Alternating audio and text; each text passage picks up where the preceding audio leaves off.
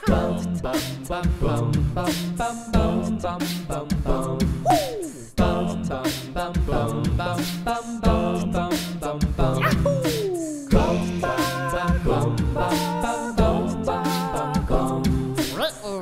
les grosses boîtes du style Ubisoft, Electronic Arts, etc. Je trouve pas que c'est de l'art, hein. C'est juste pour l'argent. J'ai envie de te dire, tu travailles pour faire de l'argent, donc forcément qu'ils travaillent derrière pour. Ils produisent ça pour leur argent. Des fois les jeux ils sortent en pré-alpha et c'est beaucoup trop tôt parce qu'on met de la pression sur les développeurs, etc. Après c'est pas de leur ressort. C'est pas eux qui disent on va le sortir tout de suite, c'est au-dessus. Bah oui, c'est les managers. Ils prennent en compte le travail qui est fourni et le Après, je pense que les fourni. Développeurs pensent que ça peut être un art, ils s'y donnent à fond là-dedans, et ceux qui derrière vont commercialiser le tout, les community managers et autres, ils vont se dire bah non, il faut que ça sorte le plus vite possible, qu'on en mange le plus quand même. Après, moi je préfère prendre un jeu indé que les grosses sociétés. Il y a une différence entre les créateurs et ceux qui vont distribuer le produit. Les créateurs vont forcément, pour la plupart, faire de l'art en créant quelque chose. La création, pour moi, c'est un art à part entière. Après, tu as ceux qui vont vendre la chose. Je pense que à partir du moment où l'argent est mis en compte, pour les personnes qui vont mettre les prix ou des choses comme ça va être moins de l'art qu'un produit de consommation. Et c'est là que ça s'arrête. C'est-à-dire que la partie création, je pense que c'est de l'art. Créer, réfléchir à comment est-ce qu'on peut faire telle ou telle chose, réfléchir au design, réfléchir à comment on peut fabriquer le produit, tout ça, ça peut être de l'art. Et c'en est, je pense. Et après, tu as la partie argent qui va un peu enlever, la vision artistique pour mettre un prix à la place. Il y a des jeux, d'une qualité artistique, où il y a vraiment un dessin qui a été fait par-dessus, qui seront c'est un avis personnel, mais qui seront pour moi beaucoup plus beaux qu'un jeu, comme je disais, GTA, ou ils en sont sortis un 5e là. Après, qu'est-ce que tu considères artistique dans le jeu?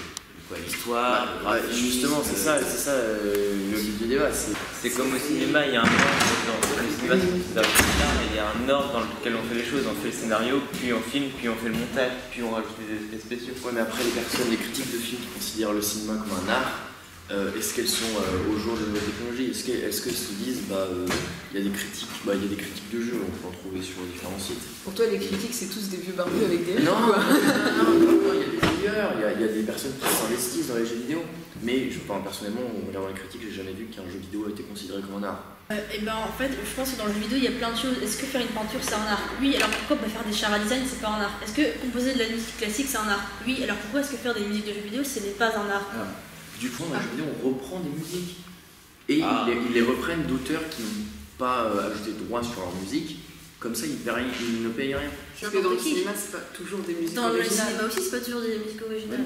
L'art, c'est défini par la personne qui crée l'objet ou la chose. Après, et s'il dit que c'est de l'art, c'est de l'art. La perception des autres et de l'auteur de la propre création. Si on peut dire, voilà, il y a ce truc, il y a quelque chose là-dedans, c'est de l'art, comparé à quelque chose qui va être fait en série. Je pense que l'art, ça peut être unique, même s'il y a des choses qui se ressemblent derrière, comme certaines peintures. Tout dépend de la Il y a une touche dedans.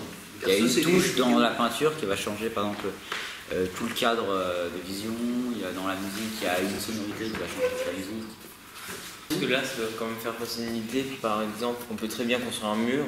Comme le disait Margot, c'est de la création, mais c'est pas de l'art. On peut pas passer une idée en construisant un simple mur en béton. T'as la différence entre Quand artisan on et fait artiste. un art, on essaie de faire passer des idées.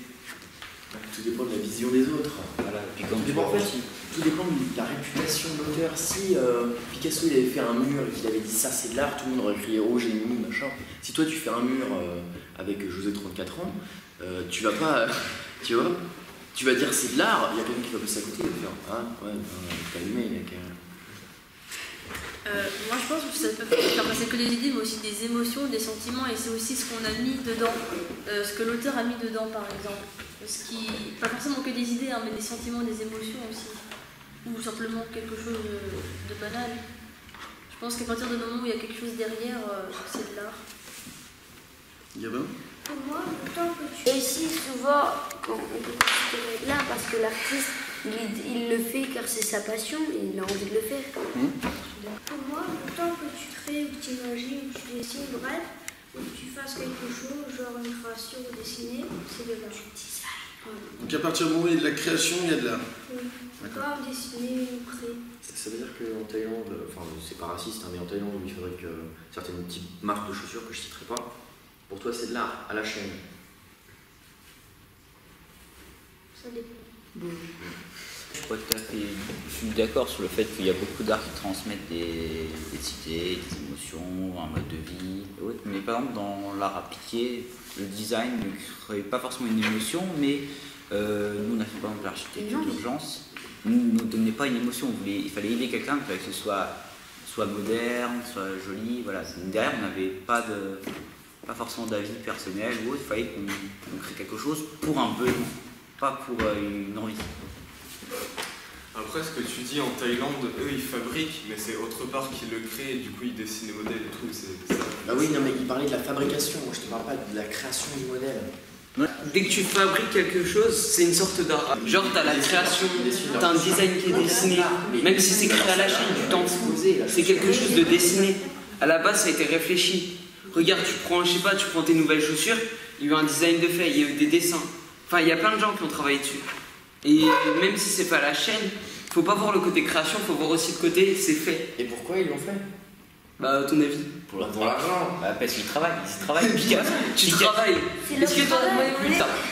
Est-ce que Picasso, est-ce qu'il peignait juste comme ça ou pour l'argent qu'il allait se faire? À mon avis, c'était plutôt de la passion que de l'argent. Il en vivait quand même. Oui, mais après, il était obligé d'en vivre. Je pense que même si on n'a pas envie de le faire, on met toujours un peu de nous dans ce qu'on fait à chaque fois. Et donc je pense que même si c'est une commande, même si on le forçait à faire quelque chose, du moment qu'on crée quelque chose, il y aura forcément un peu de nous, un peu de ce qu'on se ressent à l'intérieur, de ce qu'on trouve joli, etc. Donc je pense que c'est quand même de l'art. ouais, mais autre ça, t'as le fait de créer ton jeu, t'as le fait, même s'ils le font pour l'argent. Il y a art. Grosses marques, etc. qui créent des free-to-play. Enfin, pour moi, c'est pas forcément de l'art, mais il y a toujours une façon où on peut payer dans ce genre de jeu. Il n'y a pas de... Après, tout ce qui est Call of et tout, c'est sûr qu'ils font ça pour vendre, mais il y a vraiment des jeux qui font ça pour l'art. Par exemple, Picasso, jamais quelqu'un s'est dit je veux un tableau qui ressemble à ça chez moi. Il y a de ça, c'est vrai. Je pense que c'est un peu des deux. Parce qu'on fait un jeu vidéo parce qu'il y a le besoin de jouer. Mais en même temps, personne n'a demandé d'avoir exactement cette histoire, cette musique et ce char design derrière. Donc je pense que c'est un peu des deux en fait. Et il y a aussi, surtout, comme disait Titouan aussi, si c'est vraiment par passion qu'on fait ou si c'est vraiment pour vendre.